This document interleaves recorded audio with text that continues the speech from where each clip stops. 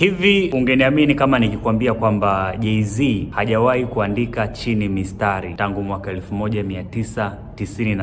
When you say you don't write, I always wondered about that. Yeah. And then spit it to that beat. Yeah. And you never write down the lyrics. Never. Yaani Mnyamwezi anaingia studio, anakaa kwenye kochi, ana brainstorm kama dakika 15, alafu boom, ana drop bars, anatengeneza nyimbo mzima. Sometimes anatengeneza album mzima. Na sio tu kwamba anaimba hovyo, no. Mistari ipo calculated, iko na flow, iko na ujumbe, na kubwa zaidi hajaandika hata nukta, ni just a freestyle. Mstari wake wa mwisho kuandika kabisa ilikuwa ni verse ya pili ya wimbo wa Can I Live ambao ulitoka mwaka 1996. Huu ni ugenius wa hali ya juu zaidi. But I want to say, like, it ain't just spontaneous. I'm just saying, you know, look at the speaker is weaker. You know what I'm saying? It's really organized though. It's not like just like that. I think about what I'm gonna say. Ipo hivi, ni kweli kwamba Jay-Z alirekodi albamu zake zote maarufu bila kuandika hata nukta chini.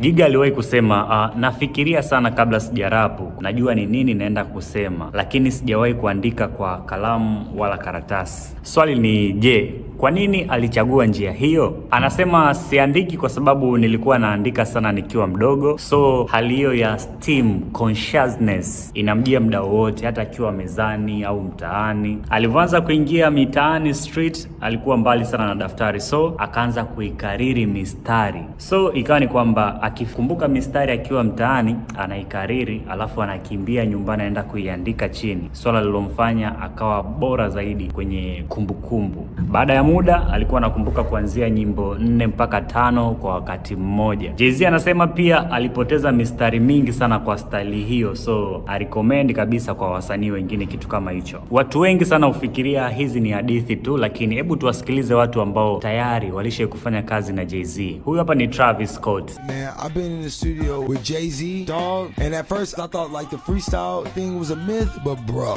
this dude, I've never seen him pick up a pen. Niliwahi kuwa studio na Jay-Z, bro. Mwanzoni nilifikiria hili swala la freestyle ni uongo, lakini huyu jamaa sijawahi kumuona akichukua kalamu. Alirekodi albamu ya Magna Carta bila kuandika chochote.